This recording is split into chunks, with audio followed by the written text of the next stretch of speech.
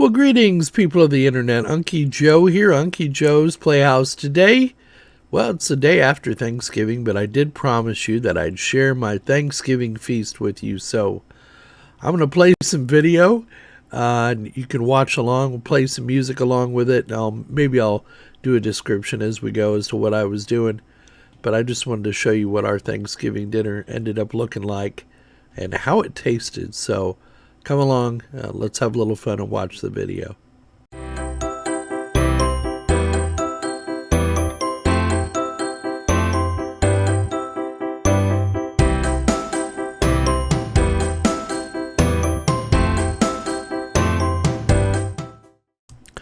Alright, so actually our Thanksgiving dinner began the day before Thanksgiving because I like to make the pies the night before. So as soon as my spouse got off work and relaxed a little bit and we had some lunch, we came in here and decided we were going to make two pies this year.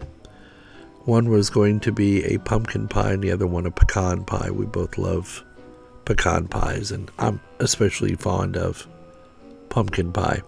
So as you can see us there, I had my spouse reading me the ingredients, and my spouse is actually blinder than I am, and it was just actually ended up being easier if I just looked at the recipe and kind of told him what I needed and had him bring me stuff. So the first pie we did was the pumpkin pie mix, and basically you mix all the dry ingredients together and throw them in a mixer and then pop them all together, put them in a pie shell, and you're done. And now we are working on the pecan pie. And I never liked pecan pie until about 3 years ago. It's one of my sister Pat's favorite pies, but I never had a taste for it until about 3 years ago, and I had my first homemade pecan pie because I like lots of butter in my pecan pie.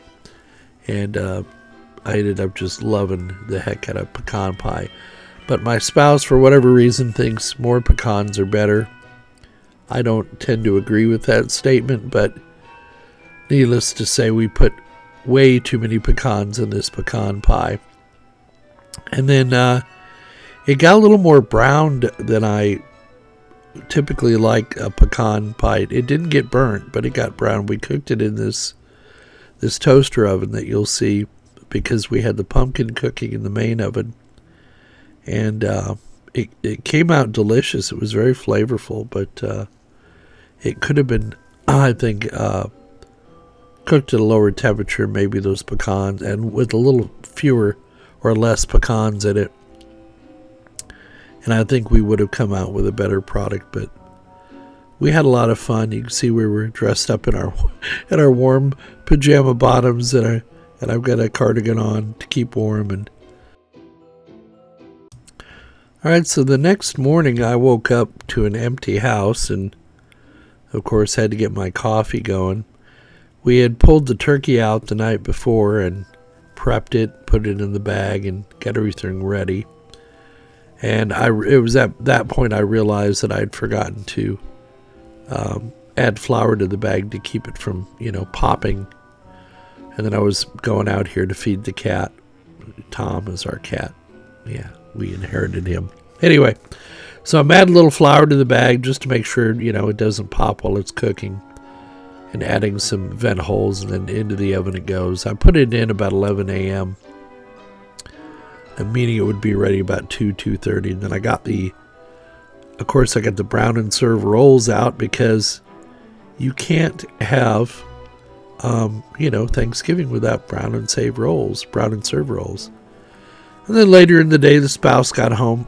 Well, actually, probably within the hour after I put the turkey in, and got home, and there's my second cup of coffee I'm working on, and we're discussing what time we're going to eat and whatnot. And so then my spouse wanted to go clean the house because we're going to have some people coming. So we always make sure we have clean toilets and the floor gets vacuumed and that kind of thing. And so while I'm in my office doing whatever it is I'm doing, you can see how hard. So my spouse goes to work all day and then comes home and starts cleaning the house and redecorating tables and stuff like that. So if you're going to marry someone, make sure it's someone who works as hard as you do, because you're going to have a lot of fun together. And God love them. I'm lucky to have my spouse.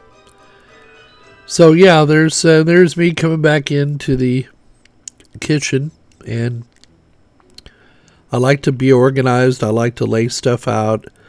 You know me, I like to do the dishes before I start cooking a meal. I want a clean countertop. I want to be able to spread out. So I think I was opening the vegetables to get the green bean casserole ready. Yeah, those are green beans. That was condensed cream of mushroom soup. And then I'm setting up a thing of Italian green beans for my spouse. Getting all that ready.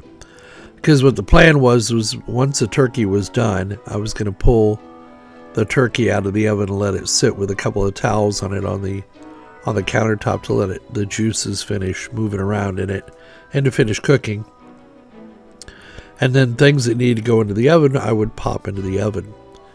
Now I also had to peel some potatoes. There was only 2 of us, so I peeled about 6 small potatoes. Medium-sized potatoes. And there's the potatoes. I washed them and dried them. They're getting ready to get peeled. So now you're probably thinking to yourself, God, it takes so much work to make a Thanksgiving meal. Not really. You know, most of my time was spent actually peeling the potatoes. Everything else happens within about a 30-minute period. So there the turkey was done, and I put the other rack back in the oven. And so the rest of the meal only takes about 30 minutes to make, you know, if you time everything properly.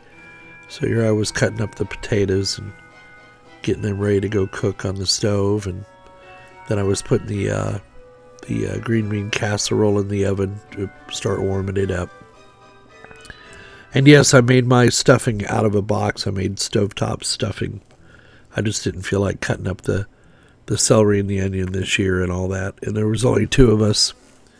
So I just wanted to make it the easiest way I could. And then I knew I was going to make a gravy from the turkey. Oh, there was the cranberry juice. I was cutting up cranberry sauce. Got to have cranberry sauce and turkey. They don't only taste well together.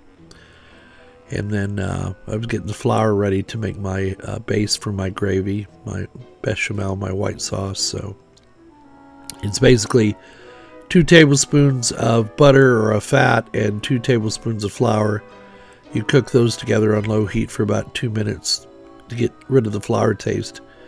And then you add your chicken stock or your turkey stock or your beef stock, and that's how you make a basic gravy. So I was going to take drippings from the turkey itself and put them, you know, with a turkey baster, get 2 cups of drippings, and then once I made my base for my bechamel, there goes the stuffing right there. That's how hard it was to make stuffing.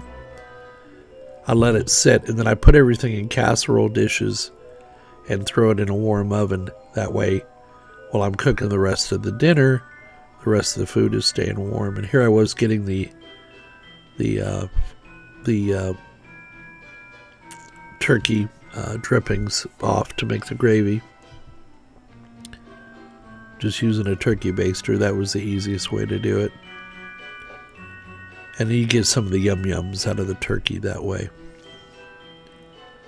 But yeah, I enjoy cooking. It's not a big deal for me. I like the rapidity.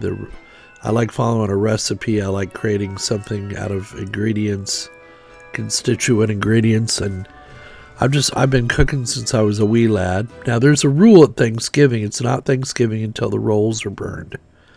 So everything, I was getting ready to make the potatoes here, making sure they're ready. And then I'm gonna use a mixer to make my potatoes. I just find it easier than trying to mash them up. So there I was making the roux for my gravy.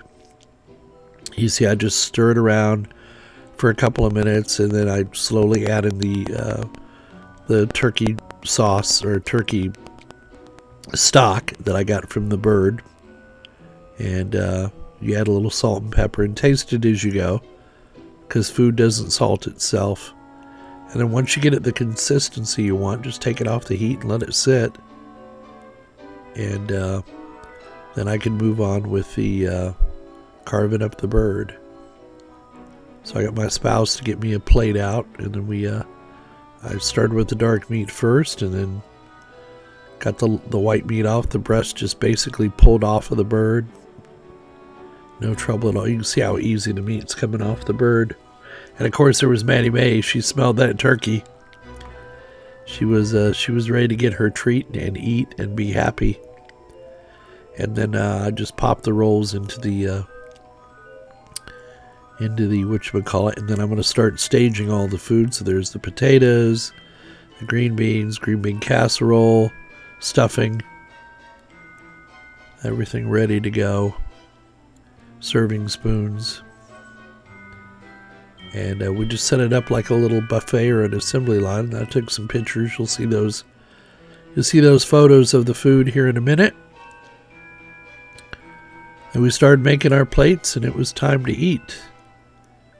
Normally I don't eat till noon, but this is it's around 3 o'clock, so this was going to be my first meal of the day, and I didn't want to overdo it because the medication I'm on makes my stomach fill up and slows down my digestion, so I have to be careful about how much food I cram into my tummy.